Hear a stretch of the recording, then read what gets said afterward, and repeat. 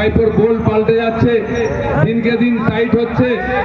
যত জল ছিল নিংড়ে দিয়েছে নির্বাচন কমিশন, 90 লাখ গেছে, আরো 10, 12, 15 লাখ যাবে। এই ভুয়ো ভোটারের জোরে 3 বার মুখ্যমন্ত্রী হচ্ছেন মমতা ব্যানার্জি এবং 34 বছর সিপিএম ছিল। এই যে দেশদ্রোহী দেশবিরোধীদের বিদায় হয়েছে, এর জন্য ভারতবর্ষে সারা দেশে যে পরিবর্তনের ঢেউ, উন্নয়নের ঢেউ, সেটা এবারে পশ্চিমবাংলায় লাগবে। দিলীপ বাবুর এই বক্তব্য থেকে বিজেপির চরিত্র বয়ে যাচ্ছে। বিজেপি কি বলেছিল যখন এসআইআর হবে, যে ওনাদের স্বরাষ্ট্রমন্ত্রী, ওনাদের নেতা অমিত শাহজি বলেছিলেন যে কোনো হিন্দুদের নাম বাদ যাবে না। আজকে কি দেখা গেছে, এসআইআরের লিস্ট বেরোলো যে 90 লক্ষ নামের মধ্যে 57 লক্ষ নাম হিন্দুদের বাদ গেছে। আর উনি কি বলছেন, হিন্দুরা নাকি দেশদ্রোহী। তাহলে হিন্দুদেরই নাম, হিন্দু পার্টিও নিজেদেরকে বলছেন হিন্দুদের নাম বাদ যাবে না বলছেন, আবার সেই হিন্দুদেরকে দেশদ্রোহী বলছে এই দিলীপ ঘোষ। তাহলে হিন্দুরা আজকে ভাবুন এই পার্টির কী চরিত্র।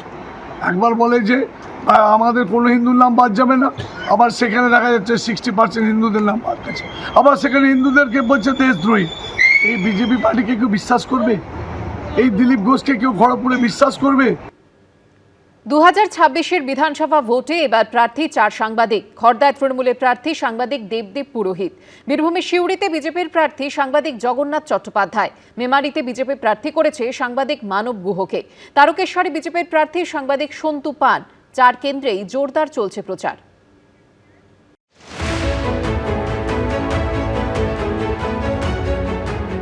একটা সময় ভোটে তাদের কাজ ছিল খবর করা, কিন্তু এবার বিধানসভা ভোটে তারাই খবরে। একসময় যারা ভোটের খবরের হেডলাইন ভাবতেন, এখন তারাই হেডলাইন মেকার। 2026-এর হাই ভোল্টেজ বিধানসভা নির্বাচনে বিভিন্ন দলের প্রার্থী হয়েছেন 4 জন সাংবাদিক। খড়দা বিধানসভায় এবার তৃণমূলের প্রার্থী সাংবাদিক দেবদীপ পুরোহিত। ছোট থেকেই খড়দায়, এক কথায় ভূমিপুত্র। খড়দারই ছেলে, সো এই পুরো এরিয়াটা আমার চেনা। তো মানে অ্যাজ অফ নাও যা বুঝতে পারছি, মানুষ আশীর্বাদ করার জন্য প্রস্তুত। এখানে বয়স্ক মানুষরা আমার জন্য ওয়েট করছিলেন। খড়দা কেন্দ্রের বিজেপি প্রার্থী কল্যাণ চক্রবর্তী এবং কংগ্রেসের প্রার্থী জয়দেব ঘোষক খড়দারই বাসিন্দা। এই কেন্দ্রে সিপিএম প্রার্থী করেছে দেবজ্যোতি দাসকে। বীরভূমের সিউড়ি বিধানসভা কেন্দ্রের বিজেপি প্রার্থী জগন্নাথ চট্টোপাধ্যায়ও সাংবাদিকতার জগৎ থেকেই রাজনীতিতে এসেছেন। একসময় ভোট কভার করেছেন, এখন রোড শো, মিটিং মিছিলের পাশাপাশি বাড়ি বাড়ি ঘুরে প্রচার সারছেন। পাড়ার লোকেদের সঙ্গে প্রচার করছি, পাড়ার লোকের কাছে যাচ্ছি। এর মাঝখানে এত ব্যস্ততার মাঝে পাড়ার লোকের কাছে একবার যাচ্ছি, অভূতপূর্ব সাড়া। সিউড়িতে জগন্নাথ চট্টোপাধ্যায়ের বিরুদ্ধে তৃণমূল প্রার্থী করেছে উজ্জ্বল চট্টোপাধ্যায়কে। এই কেন্দ্রে সিপিএম এর প্রার্থী মতিউর রহমান আর কংগ্রেসের প্রার্থী সঞ্জয় অধিকারী। পূর্ব বর্ধমানের মেমারিতেও বিজেপি প্রার্থী এক সাংবাদিক। এই কেন্দ্রে বিজেপি প্রার্থী করেছে সাংবাদিক মানব গুহকে।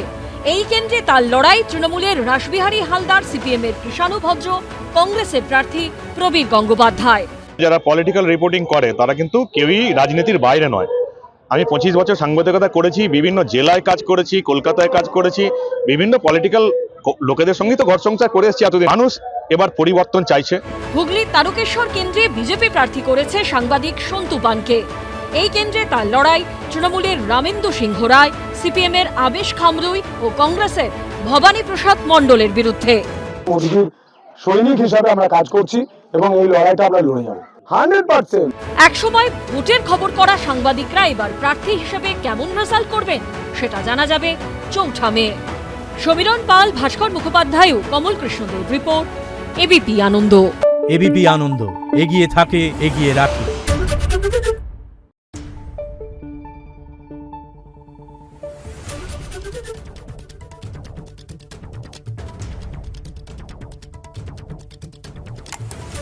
Thank you.